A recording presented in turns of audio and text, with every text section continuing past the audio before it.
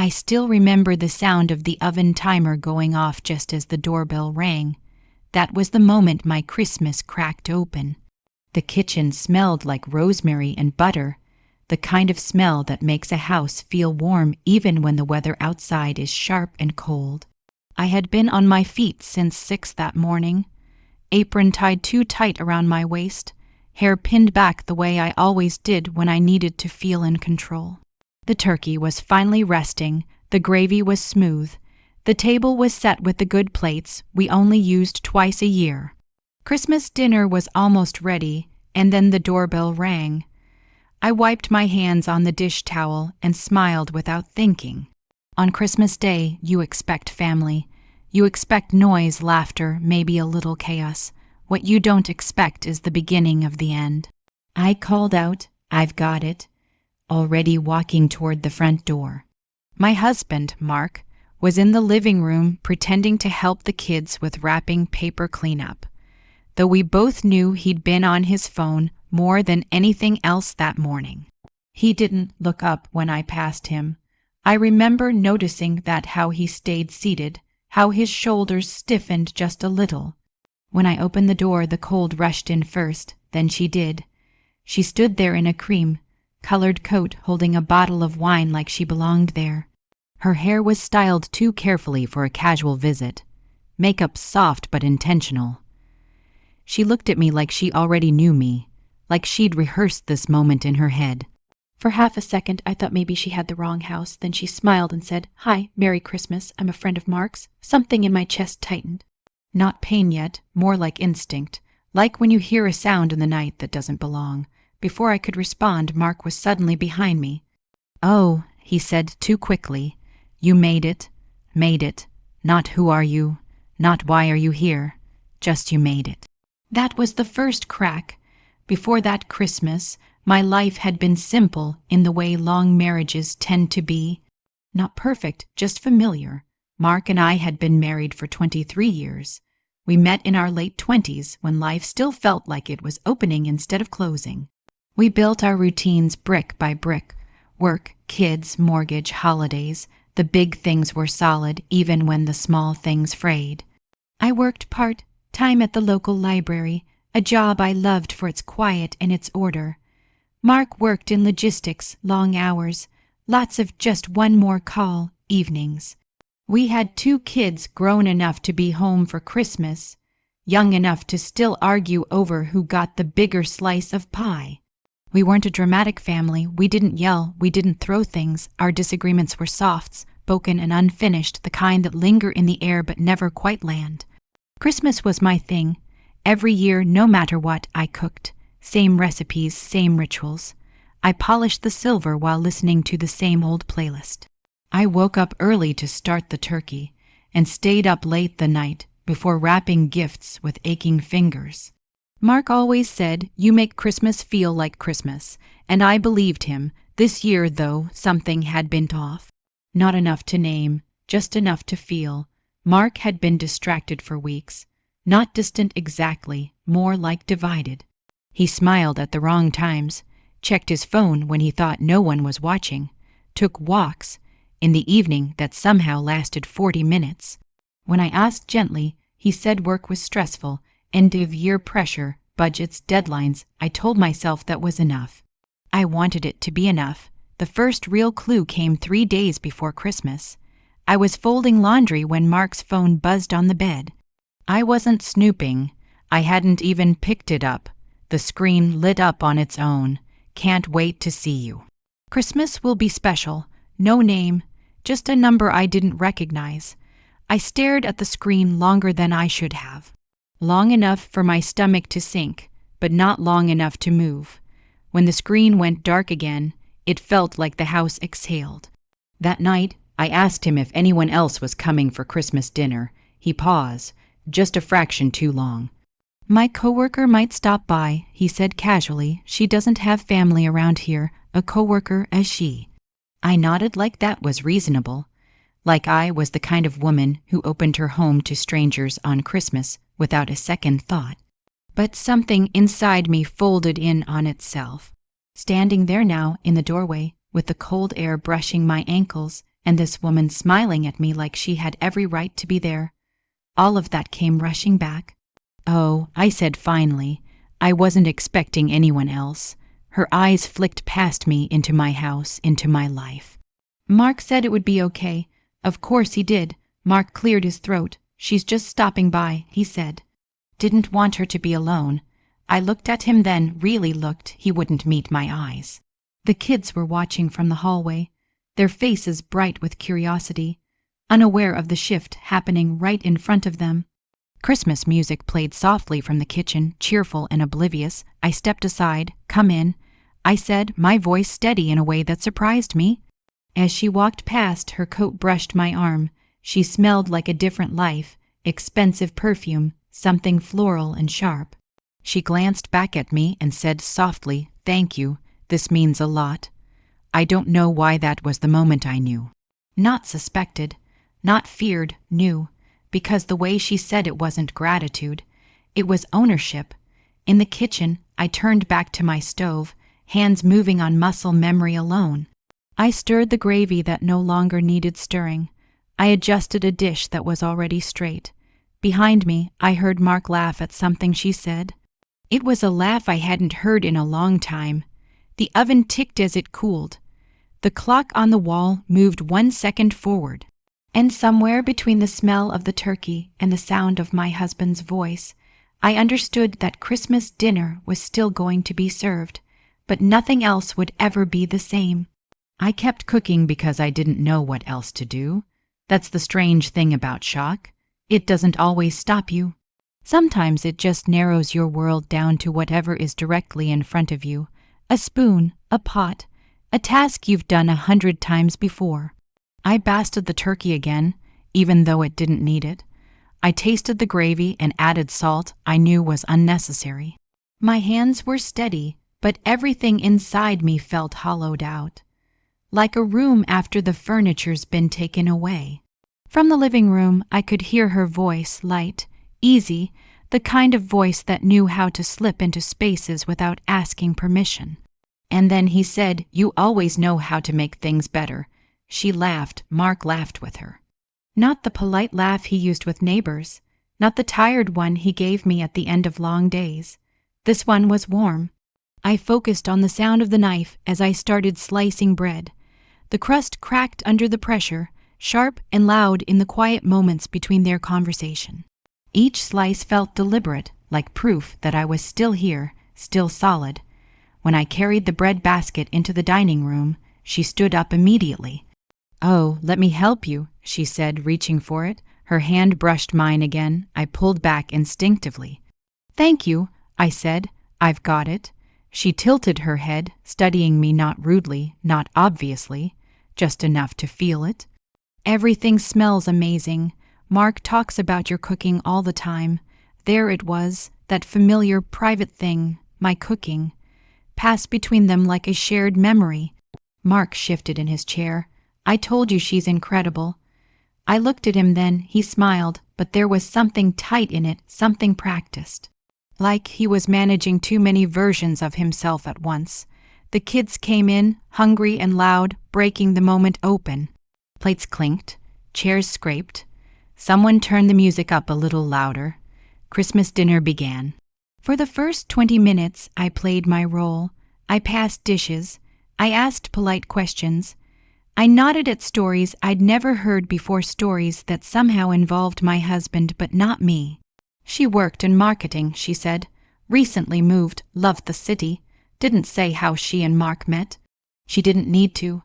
Every time she spoke, Mark leaned in just a little. Every time she laughed, his eyes followed her.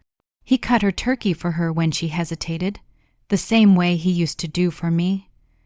I watched it all like I was watching a movie I hadn't chosen. At one point, my daughter leaned close and whispered, "Mom, who is she?" "A friend," I said. The word felt thin. As the plates emptied and the conversation loosened, I noticed something else. They had a rhythm, a subtle one. He knew when she needed more water. She knew when he was about to tell one of his long, boring work stories and gently redirected him. It wasn't loud or obvious. It was intimate in the way only time creates. I remembered the text message. Christmas will be special. I remembered his pause when I asked if anyone else was coming. I remembered the late nights, the phone turned face down, the walks that lasted too long. All of it settled into place with a quiet, terrible clarity. This wasn't a mistake. This was a choice. After dinner, I cleared plates while everyone moved to the living room. I could hear wrapping paper tearing, laughter rising. Someone poured more wine.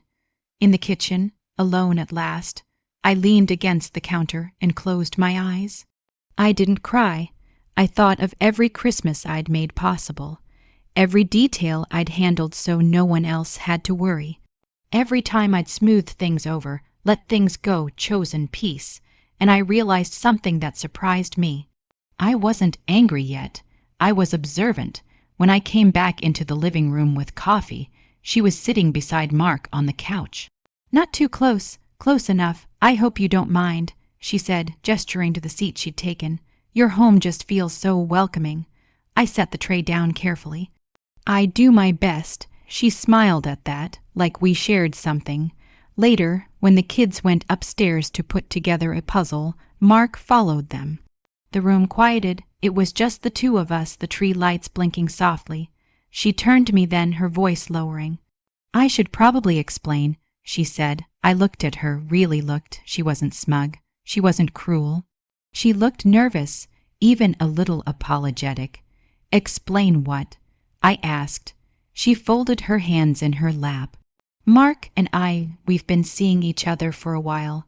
There it was, no fireworks, no shouting, just words dropped gently, like they might land softer that way." I waited for my heart to race, for my hands to shake. Instead, I asked how long. She hesitated. "Almost a year." A year. That was a lot of dinners, a lot of nights, a lot of lies. "He told me you knew," she added quickly. "That you were understanding." I let out a breath I didn't realize I'd been holding. "He told you that," she nodded. "He said you and he had an arrangement, that you didn't mind as long as things stayed respectful." Respectful. I almost laughed. "Instead," I said, "and Christmas dinner felt respectful to you." Her cheeks flushed. "He said you invited me."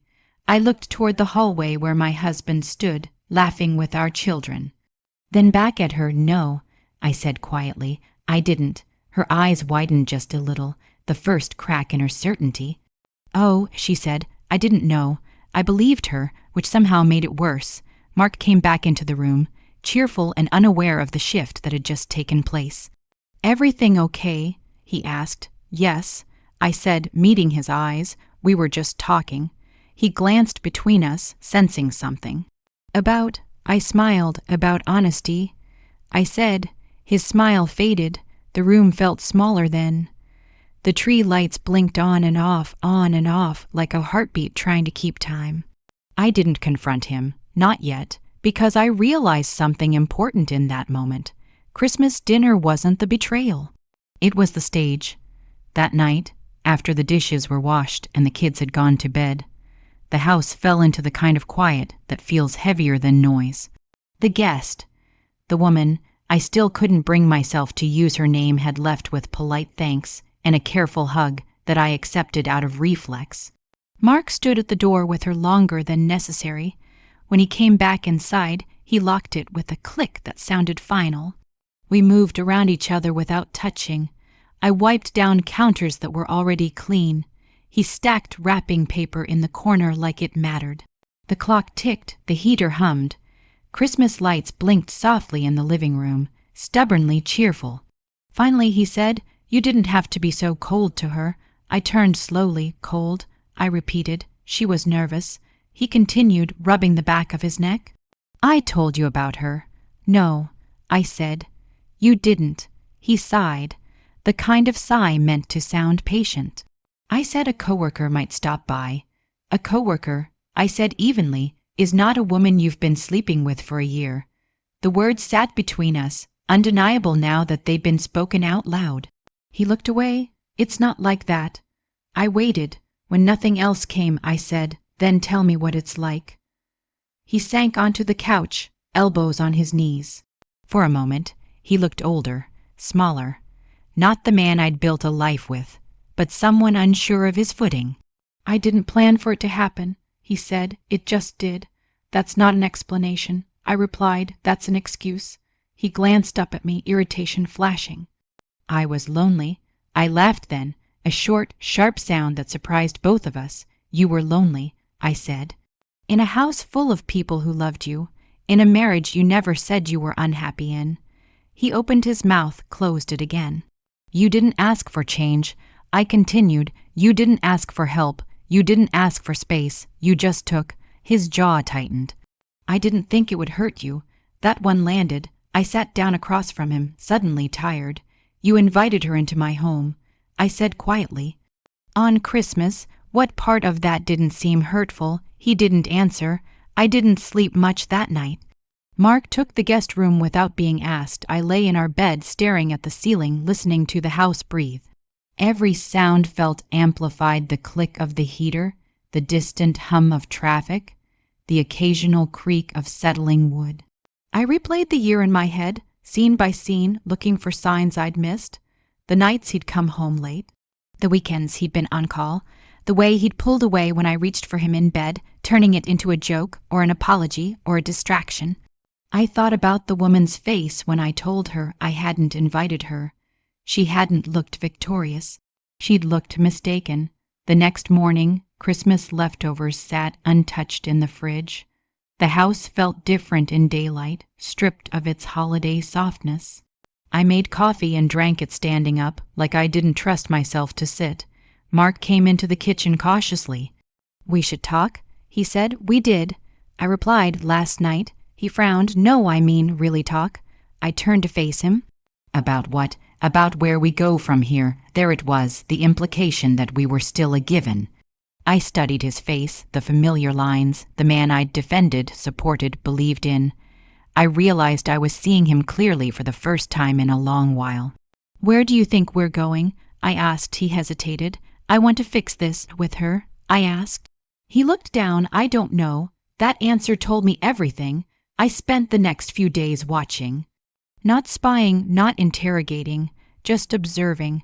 I noticed how often his phone buzzed, how he stepped outside to take calls, how his mood lifted and dropped in ways that had nothing to do with our home. I noticed something else too. I was calmer than I'd expected. There was clarity in knowing the truth.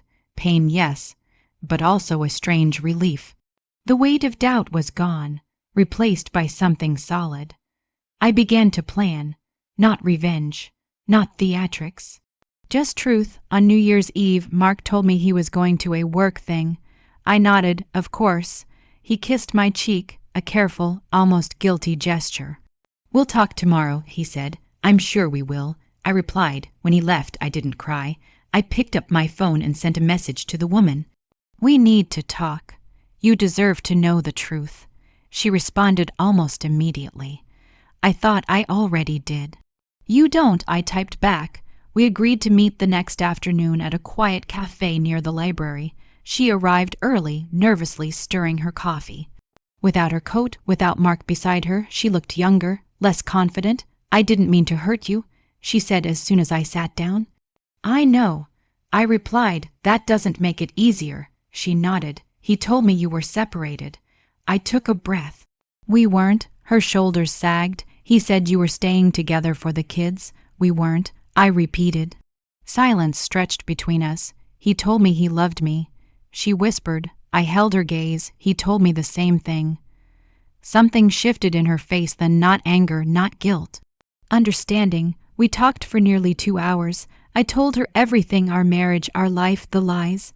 She told me her side, the promises he'd made, the future he'd hinted at. By the time we stood to leave, she looked exhausted. "He won't choose," she said quietly. "No." I agreed. "He won't." She swallowed. "What are you going to do?" I thought about the Christmas table, the tree lights, the sound of my oven timer. "I'm going to stop pretending," I said. She nodded. "So am I." When I got home, Mark was there, pacing. "Where were you?" he asked. "I met your girlfriend," I replied. His face drained of color. "You what?" "We talked," I said calmly. "Really talked?" He ran a hand through his hair. You had no right. I had every right. I interrupted. She deserved the truth, so did I. He stared at me like he didn't recognize me. That was fine. I was starting not to recognize him either. The house felt like a waiting room after that. Not tense exactly, just suspended. Like we were all holding our breath, waiting for someone to call our name. Mark didn't yell. He didn't plead. He just moved through the rooms slowly, as if the walls might shift if he leaned too hard on them. That scared me more than anger would have. You went behind my back, he said finally, his voice low. I looked up from the kitchen table where I was sorting mail. You built a whole life behind my back, I replied. Talking to her is not the betrayal here. He sat across from me, folding his hands together like he was preparing for a meeting. What do you want? He asked. The question surprised me, not because I didn't have an answer, but because I realized he didn't know me well enough anymore to guess. I want honesty, I said, from this moment forward, even if it's ugly. He nodded slowly. Okay, I waited. I love you, he said. I always have. That wasn't the question. I said gently, tell me the truth. He swallowed. I don't know how to end it. There it was, not I will, not I want to. Just I don't know how.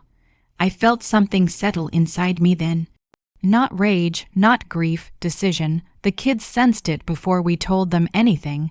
They noticed the quiet, the careful distance between us, the way Mark slept in the guest room, and I stopped asking when he'd be home. One evening, my son lingered in the kitchen while I washed dishes. Are you and Dad okay? He asked. I turned off the faucet and dried my hands. We're figuring some things out. He nodded, but his eyes searched my face. You'd tell us if something was wrong, right? Yes, I said I would. And I meant it. The next week unfolded slowly. Mark stayed late more often. When I asked where he'd been, he told me. This time truthfully, he'd seen her. They'd talked. She was upset, confused, hurt, so was I. But I didn't chase him. I didn't beg. I didn't cry in front of him. I started doing small things for myself instead. Took longer walks, stayed late at the library. Reconnected with a friend I hadn't seen in years. I could feel myself pulling inward, gathering something I'd neglected. Strength. The confrontation came on a quiet Thursday evening. Mark came home earlier than usual, his coat still on, his face pale. She ended it, he said. I looked at him carefully. Why? He hesitated. Because she said she couldn't be the woman who ruined someone else's life. I nodded. That sounds like her. He frowned. You met her once. Once was enough. He sat down heavily. I chose you. I let the silence stretch. That's not how choosing works, I said finally. You don't get to say it after being forced to decide. His voice cracked. What do you want from me? The question again. This time I answered differently.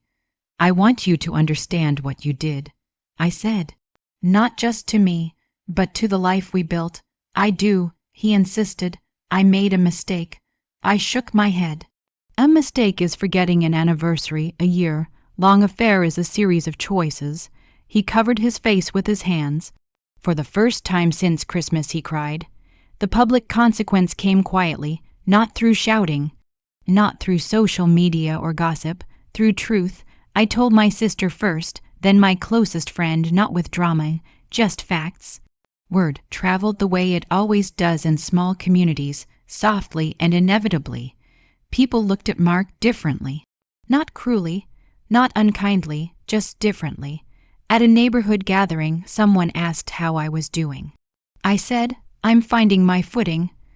Mark stood beside me, silent. He was no longer protected by my silence. The hardest conversation was with the kids. We sat at the kitchen table, the same one we'd eaten Christmas dinner at weeks earlier. The tree was gone, the house bare. Mark spoke first, his voice shaking. I've hurt your mother. They looked at me, confused. I won't lie to you, I said. Your father and I are working through something serious. Did he cheat? My daughter asked, blunt and brave. Mark nodded. Yes, silence. Then my son stood up and left the room. My daughter stayed, eyes wet but steady. What happens now? I reached for her hand. We take it one step at a time. That night, alone in my room, I finally cried. Not loud, not dramatic, just enough to let the weight move through me. I cried for the woman I'd been, the marriage I'd trusted, the Christmas I'd thought I was hosting, and then, slowly, I cried for the woman I was becoming. Mark asked for counseling. I agreed, not because I'd forgiven him, not because I'd promised to stay, but because clarity mattered more than comfort. In those sessions, I listened more than I spoke. I learned how he'd justified his choices, how loneliness had turned into entitlement, how secrecy had made him reckless. I also learned something else. I was stronger than he remembered. One evening, weeks later, he said, "I don't know if you'll ever forgive me." I looked at him across the living room, the space between us honest and unbridgeable. "Forgiveness isn't the same as forgetting," I said. "And it doesn't guarantee access." He nodded, tears in his eyes. That was the first time he truly heard me. The decision didn't come all at once. It came in moments, in the way my shoulders relaxed when I imagined a life without constant vigilance, in the way I slept better when I stopped waiting for his phone to buzz, in the quiet understanding that love without respect is just habit. And I was done living on habit alone. The decision didn't announce itself. It didn't arrive with certainty or a single dramatic moment where everything clicked into place. It came quietly, in pieces, settling into me the way truth does when you stop arguing with it. One morning, I woke up before the alarm and realized my first thought wasn't about Mark. It startled me, for months, maybe longer. My days had started with questions about him, where he was, what he was thinking, what version of him I'd be dealing with that day. That morning, my mind was empty of him. I lay there listening to the early traffic and felt something close to peace. That's when I knew I was already halfway gone. Mark, on the other hand, was trying harder than he ever had.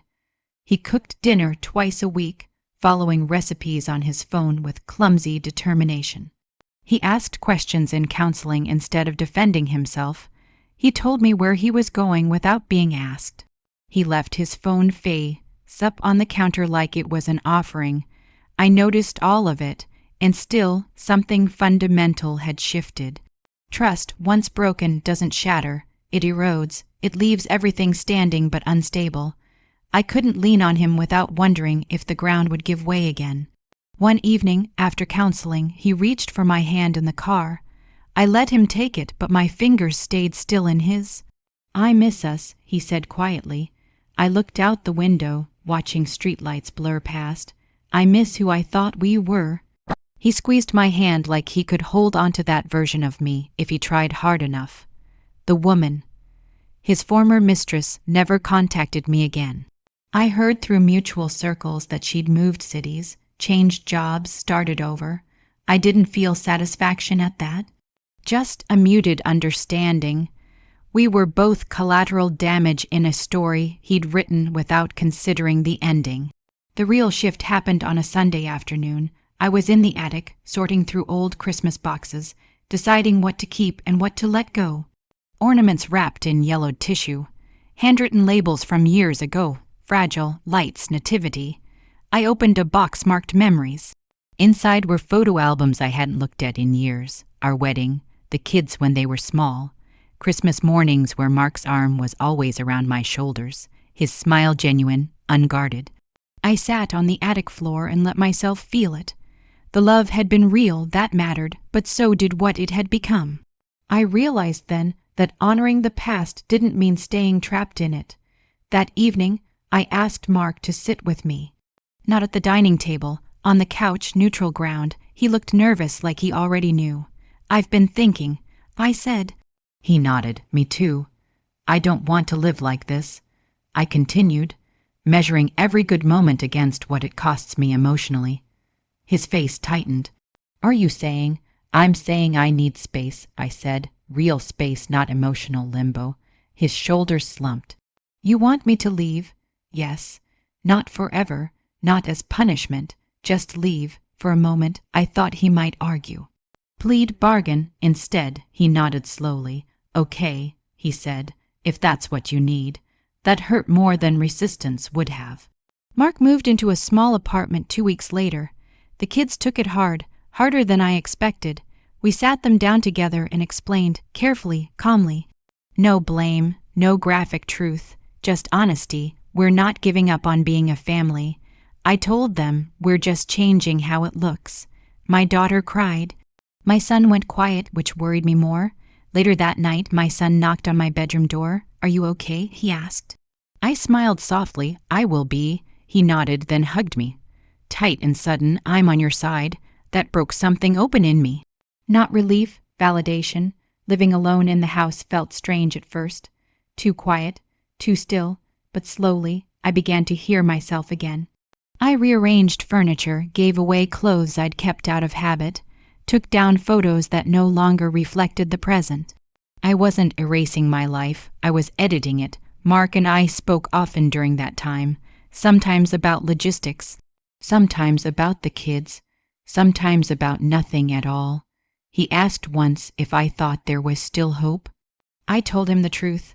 I don't know, I said, but I know I won't lie to myself anymore just to keep things familiar. He accepted that. That was new. The public consequence reached its quiet conclusion one afternoon at the grocery store. A woman I barely knew touched my arm and said, I heard what happened. You handled it with a lot of grace. I smiled politely. I handled it the only way I could. She nodded. I wish I'd been that brave. Brave. I'd never thought of myself that way. But maybe bravery wasn't loud. Maybe it was just choosing yourself when it would be easier not to. The first Christmas after everything was different. No big dinner, no expectations, just the kids' takeout and a smaller tree that felt honest. As we ate, my daughter said, this feels calmer. I looked around the room. The soft light, the quiet laughter, the absence of performance, it is. I said, and I meant it. Later that night, after the kids went to bed, I sat by the window with a cup of tea and thought about the woman I'd been standing in that doorway a year ago. The woman who'd opened her home without knowing she was opening a wound. I felt compassion for her and pride in the woman she'd become. Christmas had taught me something I never expected. Love isn't proven by endurance alone. Sometimes it's proven by knowing when to stop cooking a dinner for people who no longer deserve a seat at your table. By spring, the truth had settled into the community like dust after a long drive. No longer visible in the air, but coating everything quietly. People didn't ask questions outright. They asked them sideways. How are the kids adjusting? Is Mark still living nearby? You seem lighter. I answered what I wanted to answer and let the rest pass. I had learned that not everyone deserved the whole story, especially when I was still living it. Mark, on the other hand, was learning what it felt like to exist without my quiet protection. At first, he didn't notice. He was busy trying to rebuild therapy appointments, weekly dinners with the kids, long walks meant to clear his head. But slowly, things shifted. People who used to invite us now invited me. The couples we'd spent years with stopped calling him directly. Conversations shortened, smiles thinned. No one scolded him, no one shamed him. They just adjusted. And in those adjustments the truth lived. One afternoon I ran into his sister at the pharmacy. She hugged me tightly, longer than necessary. I'm so sorry, she whispered. For what? I asked gently. For putting you in the position of having to be strong, she said. I swallowed. I didn't choose that position. She nodded. No, he did. Later, Mark told me she'd confronted him. She asked how I could risk everything for something temporary. He said quietly, I didn't comment. Consequences didn't need my narration anymore. The real public reckoning came at a family gathering that summer. Mark's parents had invited everyone, kids, cousins, siblings, for a long overdue barbecue. I debated whether to go. In the end, I did. Not for Mark, for myself. When I arrived, Conversations paused just a second too long. Then resumed, polite but careful. I hugged people, helped in the kitchen, acted like the woman I'd always been. Mark arrived later. He looked thinner, quieter. When he stepped into the yard, the energy shifted not dramatically, just noticeably. He moved through the group like someone aware of his own shadow. At one point, his mother pulled me aside. "I want you to know," she said, voice trembling slightly, "that whatever happens between you two, you're still my family." I nodded. "Thank you." She looked toward Mark, then back at me. "He has a lot to answer for." I didn't disagree. Later that afternoon, someone brought up Christmas. Not that Christmas, just Christmas in general. Traditions. Food plans. Mark caught my eye across the table. I held his gaze steady and neutral. For the first time, I saw something in him that hadn't been there before. Accountability. Not regret, not fear, understanding. He understood now that what he'd lost wasn't just a marriage. It was the version of himself people trusted. After the gathering, he asked if we could talk. We sat in our old backyard, the sun sinking low, cicadas humming. It felt like borrowed time in a place that no longer belonged to either of us. "I see it now," he said. "See what?" I asked. "How much you carried," he replied, "and how much I took for granted." I stayed quiet. I thought if I fixed things privately, everything else would fall back into place. He continued, "I didn't realize the damage was bigger than just us." "It always is," I said softly. "When you break trust, it doesn't stay contained." He nodded. "I don't expect forgiveness." "That's good," I replied. "Because forgiveness isn't owed, it's earned. Or it isn't." He looked at me then, really looked. "You've changed," he said. "Yes," I agreed. I had to. That night, alone in my house, I reflected on how differently the truth had played out than I'd imagined. There was no dramatic showdown, no public humiliation, just alignment, people aligning their expectations with reality. And me, finally aligned with myself. The public consequence wasn't about punishment. It was about visibility. For years, I had made life smooth for everyone else. Covered cracks, softened edges, absorbed discomfort. When I stopped doing that, the truth didn't explode. It simply became impossible to ignore.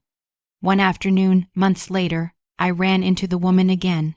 By accident, a bookstore of all places. We recognized each other instantly. She looked healthier, calmer. Different. We stood there awkwardly. Two women connected by a chapter neither of us had wanted to read. "I didn't expect to see you," she said. "Neither did I." I replied. She hesitated. "I just wanted to say I'm sorry again and thank you." "For what?" "For telling me the truth," she said. "It saved me from building a life on a lie." I nodded. "I hope you're well." "I am," she said, finally. We parted without drama. Without bitterness, that felt like closure. As summer turned toward fall, I realized something quietly powerful. I wasn't waiting for anything anymore, not apologies, not explanations, not permission. The story had moved beyond the betrayal. And so had I. Healing didn't arrive all at once. It came in ordinary moments that didn't look important until I noticed they no longer hurt. Like the first time I walked past the Christmas aisle in a store without my chest tightening. Or the morning I heard Mark's name mentioned casually and felt nothing more than recognition. Or the night I laughed, really laughed without wondering if it was disloyal to my grief. That's how I knew I was healing. Not because the past disappeared, but because it stopped asking for my constant attention. I started doing things differently. Not dramatically. Not in a way anyone else would notice right away. I stopped apologizing for taking up space. Stopped explaining myself when I said no. Stopped managing other people's comfort at the expense of my own. At the library, I applied for a full-time role I'd never considered before. When I got it, I celebrated alone with coffee and a pastry, sitting by the window and watching strangers move through their lives. It felt symbolic somehow. I was no longer waiting to be chosen.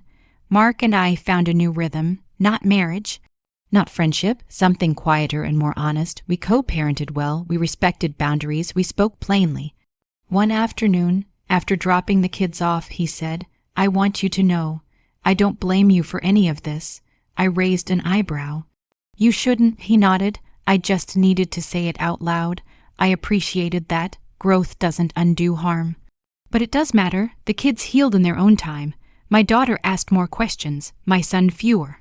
Both learned something I wish they hadn't had to learn so early, that adults are flawed, and love doesn't always look the way it's supposed to. One evening, my daughter sat beside me on the couch. "Mom," she said, "I'm proud of you." I swallowed. "For what?" "For not pretending," she replied. "A lot of people would have." That stayed with me. As the year turned, I found myself thinking less about the betrayal and more about the woman I'd been before it. I'd confused endurance with love, silence with loyalty, self-erasure with peace. I'd thought being strong meant holding everything together. Now I knew better.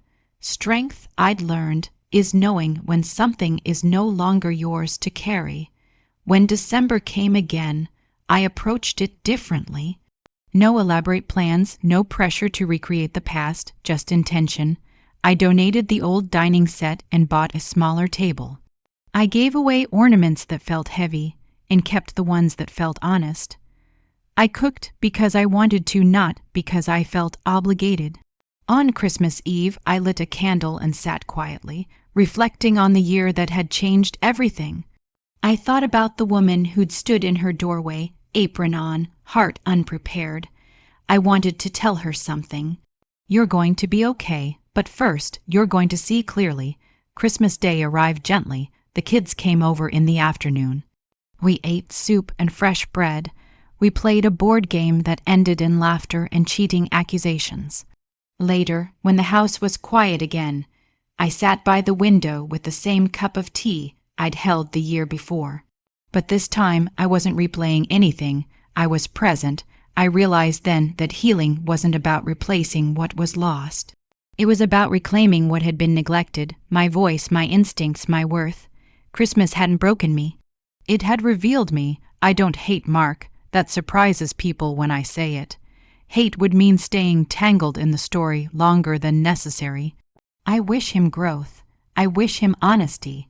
I wish him the courage to live differently. But his redemption is not my responsibility. My responsibility is to myself. If there is a lesson in all of this, it's not about cheating or Christmas or even marriage. It's about listening to that quiet feeling in your chest when something isn't right, to the discomfort you keep smoothing over for the sake of peace, to the voice you've learned to ignore because it makes other people uneasy. That voice isn't trying to ruin your life. It's trying to save it. I cooked Christmas dinner once for a woman who didn't know her marriage was already over.